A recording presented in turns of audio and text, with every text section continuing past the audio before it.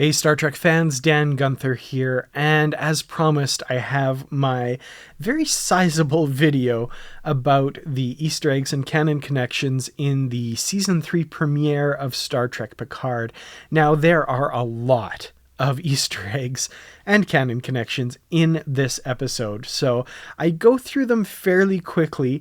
That said, it's still almost 30 full minutes of Easter eggs in this episode, so without further ado, let's get right into it. These are the Easter eggs and canon connections in Season 3, Episode 1 of Star Trek Picard, The Next Generation. To begin with, at the top of the episode, we get this title card, "In the 25th Century." If it looks at all familiar to you, you might be recalling the card at the start of Star Trek II, The Wrath of Khan, that said "In the 23rd Century," with even the same font. This, I think, is to punctuate the thematic similarities between this season of Star Trek Picard and Star Trek II, The Wrath of Khan. The nebula seen at the beginning of this episode is very reminiscent of the one that we see at the very start of the Star Trek Picard series, the first episode of Season 1, Remembrance, revealing the Enterprise D in Jean-Luc Picard's dream sequence. Similarly, there's also a piece of older music playing underneath it. In that episode, we got Blue Skies by Irving Berlin. In this episode, we get I Don't Want to Set the World on Fire by the Ink Spots. The Ink Spots themselves might be an interesting reference in that Brent Spiner put out an album called Old Yellow Eyes is Back. His backup singers on that album were the Sunspots, namely other members of the Star Trek The Next Generation cast. We go to the interior of this ship, the SS Ilios, and see several artifacts that remind us of Beverly Crusher's life. For example, we see orchids similar to the ones that she tended in the TNG episode Cause and Effect. We also get the pearls that she wore in the holodeck in the Season 1 TNG episode The Big Goodbye. We see a couple of drama masks symbolizing Crusher's love of the theater. She was head of a theater group aboard the Enterprise D during the TNG series. We hear a captain's log from Jean-Luc Picard from The Best of Both Worlds Part 1, when the Enterprise D was hiding in a nebula from the Borg vessel. We see this award making the medical away team honorary citizens of Korkoroli 5. This was a medical mission mentioned in the TNG episode Allegiance. We never actually see it on screen, but Picard used the supposed cadet Martina Harrow's knowledge of this event as proof that she was an imposter, as Starfleet had classified the mission to Korkoroli 5. We also see several hypo sprays. This one here seems to have been set up to draw blood like we see them in the Deep Space Nine arc in which they test for changelings. We see this case belonging to Lieutenant Commander Jack R. Crusher. We first saw this in the TNG episode Family. We then hear a familiar alarm, and this is actually the Red Alert alarm from Star Trek The Motion Picture, the non-remastered Director's Cut edition. This was the, in my mind, very annoying Red Alert alarm on that ship. And here we get the first return of our classic TNG cast, Gates McFadden as Dr. Beverly Crusher. Crusher was in 6 of 7 TNG seasons, as well as all 4 TNG films. She's reprising her role as Dr. Beverly Crusher. We'll learn later in the episode that she has not seen the rest of her fellow Enterprise crewmates in over 20 years. As I said, the name of the ship is the SS Ilios. It would seem to be named after the Greek personification of mercy, clemency, compassion, and pity, daughter of the primordial gods Nyx and Erebus. The Ilios is being boarded by apparent hostiles. Crusher grabs a phaser rifle, which is very reminiscent of the rifles that we see first in Star Trek First Contact. However, this one is a slight variant in that it uses a pump action to charge a power cell. A choice that I thought was a little bit strange, but using the BILC rule because it looks cool, I'm willing to let it slide. Now, the opening titles this season are interesting in that we only get the title card of Star Trek Picard with a piece of music underneath it. No extended opening credits. We'll have to wait till the end of the episode to see those. But this episode does mark the return of something that I'm very glad to see back in live-action Star Trek, and that is the actual name of the episode on screen at the beginning of the show. So very cool. We see that title, The Next Generation, here. This is something that, like I say, I've really missed over the course of recent live action Star Trek. Very welcome to have that back here. From here, we go to Picard's chateau, and we see, of course, many different Easter eggs, some of which we have seen in previous seasons. For example, the gorgeous TNG Ready Room painting of the Enterprise D. This is a piece of art that sat in Picard's Ready Room for all 7 seasons and the film Star Trek Generations, and has been a mainstay of his chateau. Very, very beautiful piece here. We also see the fossil that graced Picard's Ready Room on the Enterprise D, this sextant, which may look familiar to you as well. We see a gold Enterprise D and E. These might be the ones from the display case on the Enterprise E that we see prominently in First Contact when Picard smashes them with his rifle. We also have this award or artifact with the Bajoran emblem on it. A Promelian battle cruiser in a bottle. This is referenced in the TNG episode Booby Trap. Interestingly, the Promelian battle cruiser itself is the Eaglemoss model. Eaglemoss models will play an even more prominent role later in the episode, but we'll get to that. We, of course, have the Mintakan tapestry that Picard was given in the TNG 3rd season episode Who Watches the Watchers. This made many appearances after that episode, usually draped over the back of Picard's chair, most notably in the TNG films. Picard's Resican flute that he got during his lifetime spent as Cayman on the planet Catan, thanks to the virtual reality mind probe that created that life for him in the space of about 25 minutes in the TNG episode The Inner Light. The message from Dr. Crusher comes over Picard's old Enterprise D comm badge. We hear the familiar chirp several times and see his old TNG uniform here with it as well. Picard uses his old command code, Picard 47 Alpha Tango, that we first heard in Star Trek First Contact. First to receive the message from Admiral Hayes at the beginning of the film, and to set the Enterprise's auto-destruct towards the end. From here we go to the 10 Forward bar owned by Guinan in LA that we saw last season in Picard, and Guinan has begun selling tchotchkes behind the bar, most notably these Star Trek Eaglemoss models. Now, the Enterprise D, of course, was the first in the official Star Trek Starships collection and a prized possession on my shelf. However, it seems that nobody wants the fat ones these days, much to the consternation of Riker, who informs the bartender that it is a classic Galaxy class, and how dare she? Also seen among these models are the USS Voyager, as well as what appears to be a Federation-class dreadnought. This was a design for a Federation starship that never actually made an appearance on screen, nor was it ever actually an Eaglemoss model, so it seems that either this was custom-made for this episode, or maybe it's a prototype that was never released to the public.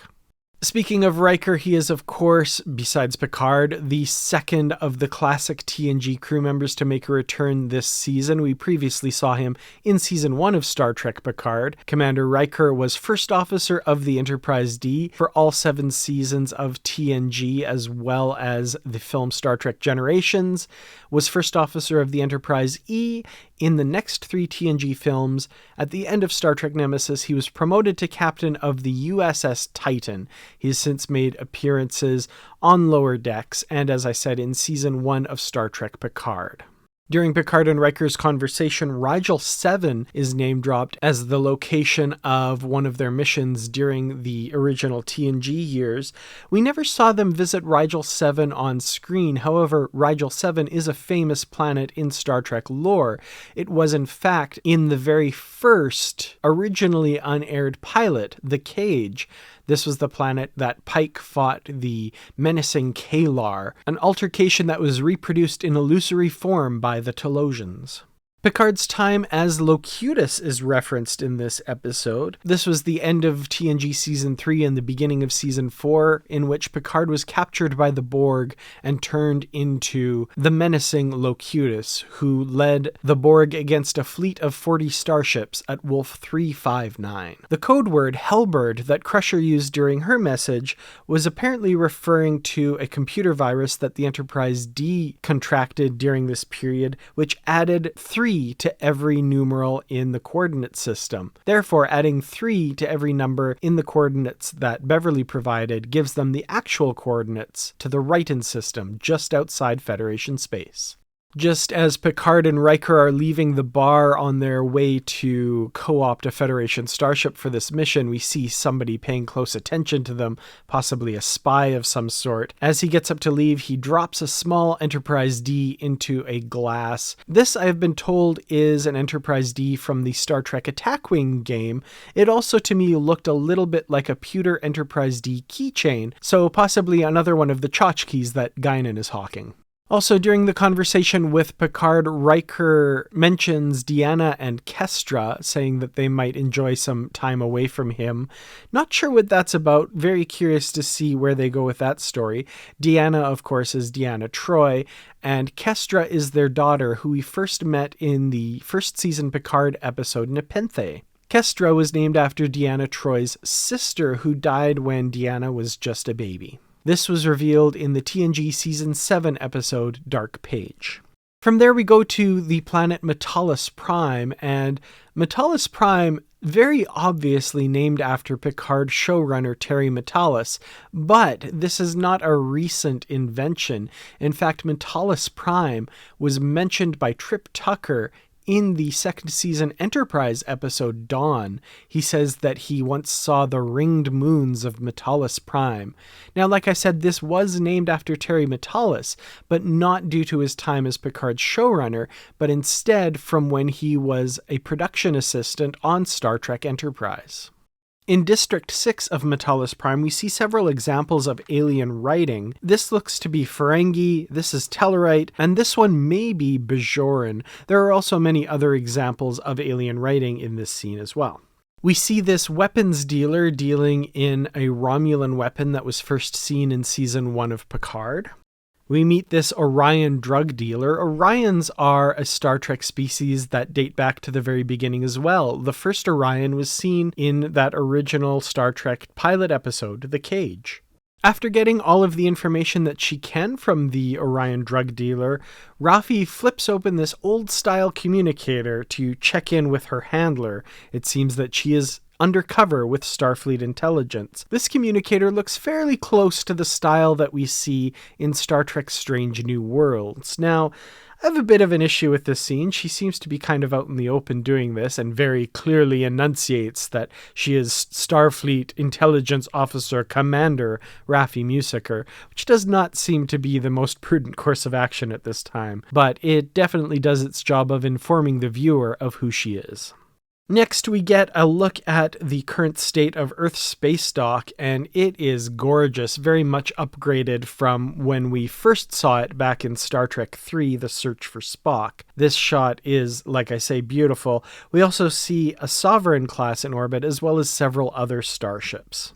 In short order, we are introduced to the USS Titan A, NCC-80102A, the successor to the Luna-class Titan that we saw in Star Trek Lower Decks. Riker describes it as Neo-Constitution class and the new refit of the Titan. Now, there is some ancillary material outside of the show that explains this a little bit, in that it seems that the Luna-class Titan was heavily damaged and brought into space dock to be refitted and repaired, and then it was decided to basically build a whole new vessel. However, some of the components from that Titan were used in the construction of this new vessel. I don't know that that's strictly necessary. It's a bit of fan service. I think it's basically only needed to know that this is a new Titan and not the original Luna-class Titan that Riker commanded. Picard and Riker are piped aboard the Titan using a very similar boatswain's whistle. We saw a similar one in Star Trek II, The Wrath of Khan, but this one would seem to be based completely on the one that we see in Star Trek VI, The Undiscovered Country. There are several different familiar species as members of the Titan crew. We get an Orion, there's a Vulcan, there's a Tellarite, and a Trill. And when we get to the bridge, we see several crew members on the bridge there as well, that through secondary material outside of the show we know a little bit about. We have Lieutenant Tavine, a Vulcan, Lieutenant Matthew Arliss Mura, a Bajoran, Ensign Kova Rin Esmar, a Helian. A Helian was first seen in the TNG episode Aquiel. Lieutenant Aquiel Unari was a member of this species. We haven't seen any of them since, but it's really cool that this show is bringing back a lot of those old species that we've only seen as one-offs here and there. The first officer of the Titan is Commander 7 of 9, or rather, Commander Annika Hansen, as we learn. Captain Shaw, the commander of the Titan, does not like her to use her name of 7 of 9, and instead prefers that she go by Hansen. Now, I could go into a long rant here about the horribleness of dead naming someone. Obviously, 7 prefers to go by 7 of 9, and has stated frequently that she does not like to go by Annika Hansen. Shaw apparently feels that it's his place to dictate otherwise, which definitely does not make me happy, nor obviously does it make 7 happy. The final member of the bridge crew we are introduced to is Ensign Sydney Crash LaForge, a great little scene here that kind of harkens back to Ensign Demora Sulu's introduction in Star Trek Generations. Sydney is, of course, the daughter of Geordi LaForge, and there's a great little moment shared here between her and Captain Riker, which I really enjoyed. Also, Sydney LaForge's name comes from the TNG final episode All Good Things, in which, in the future timeline, Geordi visits Picard on his vineyard, and Picard asks about Geordi's children, one of whom is Sydney. Now, there's also this officer on the bridge, and her species looks very familiar to me, but I can't quite place it. So if you know what species this officer is, let me know in the comments below. Like I said, she looks very familiar, but I just can't quite put my finger on it. The departure scene of the Titan is a lot of fun and has a lot of callbacks to many different scenes that are of a similar nature in previous Star Trek, most notably Star Treks 2 and 3, and also 6, including a lot of the musical cues, which I really appreciated, but the dialogue as well, signaling the dockmaster, control tower readings are clear, clearing all moorings, all of that stuff is done in a very deliberate way to harken back to those classic moments in Star Trek II, The Wrath of Khan, Star Trek III, The Search for Spock, and Star Trek VI, The Undiscovered Country. After Titan departs space dock, we finally get that promised dinner between Picard, Riker, and Shaw, and what a dinner it is. First of all, Shaw has begun without them, and he is eating this sort of blue-looking steak. Now, this seems to me to be harkening back to the blue-dyed lobster that was served in Star Trek VI, The Undiscovered Country. I'm not sure what it was supposed to represent, but apparently the dish as served on the set was lobster that had been dyed blue, which was terrible, according to everyone who ate it. This scene is brilliant, and I really want to call out the actor who plays Captain Shaw, Todd Stashwick, who is just incredible in this scene. I've rewatched this scene so many times. I love the performance. Now, Todd Stashwick is actually no stranger to Star Trek, and he appeared in the Enterprise 4th season episode Kirshara as a Romulan spy on Vulcan. During this scene, Shaw refuses Picard and Riker's request to change course, and this reminded me of a conversation that I had with the author David Mack in a recent episode of Positively Trek, namely the book club episode in which we discussed his most recent novel, Harm's Way. In that episode, he talks about how an officer with a posting as a commander of a vessel will often have authority over someone of even a higher rank if they don't have a posted billet, especially if they are on that officer's ship. So Shaw's refusal of this request, note it's not an order because it's not a legally given order, is acceptable, if not a little bit outside the bounds of protocol, because this is his ship and he has the final say. So, Picard is an admiral, but as Shaw says, he is retired, and Riker is a captain, but with no chair. So Shaw's word is law aboard Titan. Also, I want to call out the comment by Tristan Schwartz on the Positively Trek discussion group discussion for this episode, in which he made the connection to Badmirals of the past coming aboard the Enterprise with ulterior motives.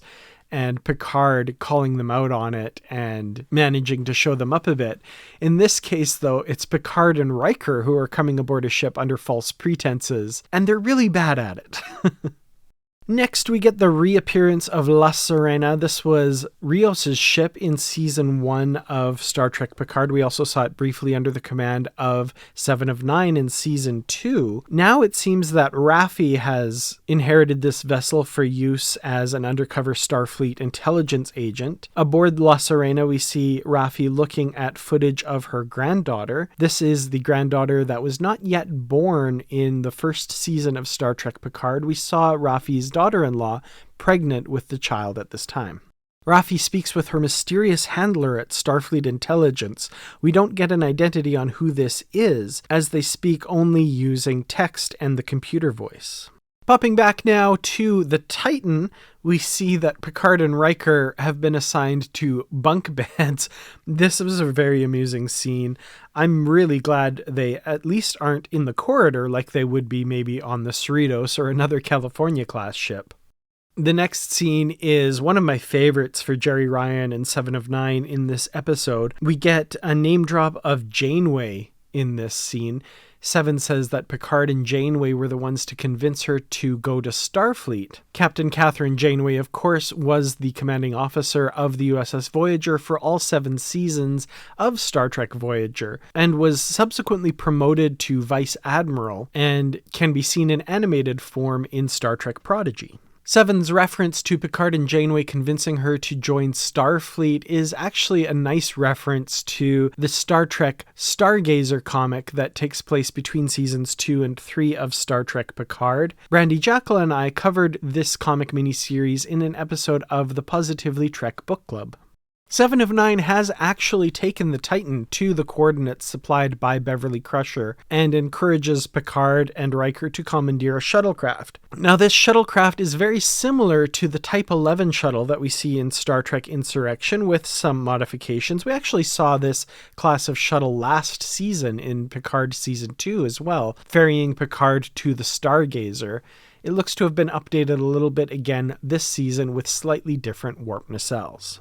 Back aboard La Sirena, Raffi is trying to puzzle out what the Red Lady might refer to. We find out that one instance of Red Lady is a ship docked in the Rigel system. This would appear to be a Romulan warbird as seen in Season 1 of Star Trek Picard. The Red Lady could also refer to a former member of the Tal Shiar. The Tal Shiar is the Romulan secret police, basically their intelligence network. When Raffi asks the computer to list upcoming celebrations, we see that the 3 upcoming are the Gratitude Festival, Empire Union Day, and Frontier Day.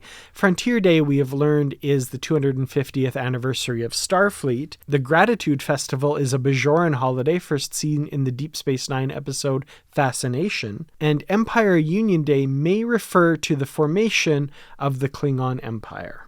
Raffi eventually deduces that the Red Lady refers to the dedication of a statue of Rachel Garrett, who was the captain of the Enterprise C. We met her in the TNG episode Yesterday's Enterprise. Now, in this screen here, there are so many references, really, really interesting stuff here. We have concept art for the Sagan class, which is the Stargazer we saw last season in Picard. We have this vessel here, which is a Pathfinder class starship from Star Trek Online. And if you look very closely, it is labeled Voyager B, which is very fascinating given the reference to Voyager A that we got earlier in Star Trek Prodigy. So this would appear to be the 3rd starship to bear the name, including the original Voyager from Star Trek Voyager. We also see this shot of an Odyssey class ship, which is the class of the Enterprise F. And if you look above, it says that it is slated for decommissioning on Frontier Day. From there, we go back to the Riton system, in which Riker and Picard are investigating the Helios. They go aboard. I love the revelation that Picard gave Dr. Crusher a mixtape during their relationship. I mean, some things just never go out of style. We meet this gentleman, played by Ed Speleers, He is a great actor. I know him best from Downton Abbey, and it turns out that he is Beverly Crusher's son. Now, I got a very like Tom Hardy Shinzon vibe from him here, and I really have to wonder if they're going in that direction with him. Is he Picard's long lost son? I mean, the timeline kind of works out if Beverly hasn't seen everybody in over 20 years. I don't know. We'll see where this goes. So at the very end, they are threatened by this large imposing ship, and that is where the episode ends. However, that is not where the Easter eggs end, because we have the credits sequence, which are now at the end of the episode rather than the beginning. So I have to say, this LCARS theme for the credits, they're just beautiful. I really love this idea. So there's a few Easter eggs in here that I'll pull out. I'm sure there'll be more that I'll mention later in the season as their meaning becomes more clear. It looks like there's various hints for what's going on throughout the season. So first of all, we have the 10 Forward bar in LA as a holodeck sequence with safety protocols off. We have these musical notes, and at first I had a really hard time trying to figure out the tune here. I'm not the best at reading musical notes. I can kind of get the gist of it sometimes, but this was eluding me until someone pointed out this was Pop Goes the Weasel, which is, of course, the tune that Data is attempting to whistle in the very first episode of Star Trek: The Next Generation, Encounter at Farpoint. This would appear to be an android neural net or positronic brain. This kind of looks like Brent Spiner, so I'm assuming this is referring to the possible appearance of Lore later in the season, as shown in the trailer. We get this war damage report for the USS Constance, a Constellation-class starship, from Stardate 44002.3, which would place it at the very beginning of TNG Season 4, coinciding with, of course, Wolf 359, the loss of a huge number of starships to the Borg. I'm wondering if this relates to Captain Shaw somehow. We see in this episode that he has a problem with the Borg. That's not uncommon. I would imagine a lot of people would have many problems with the Borg, but I'm wondering if this will relate to his backstory. We get this graphic of Earth's space dock. There's several starships flying around. This is definitely a Defiant class. We have an Intrepid class and what would appear to be a Constitution class starship. We have a mention of the Fleet Museum at Athen Prime. Geordi LaForge is mentioned earlier in the episode as being the head of the Fleet Museum. We see the USS Voyager, NCC 74656, from, of course, Star Trek Voyager.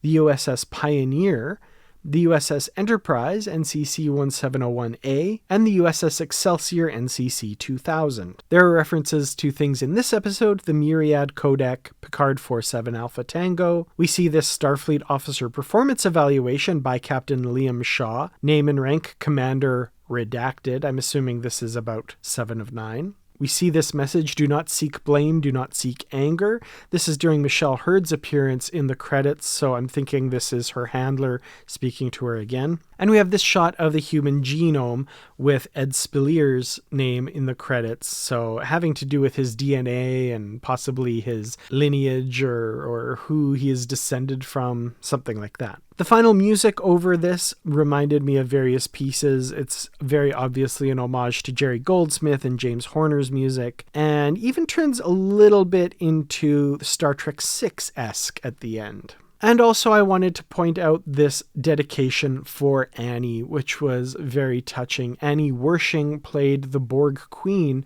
last season in Star Trek Picard, and very tragically passed away at the age of 45 of cancer just recently. So a very sad loss to the Star Trek universe, and she was an incredible actor in many different things. I loved her in 24.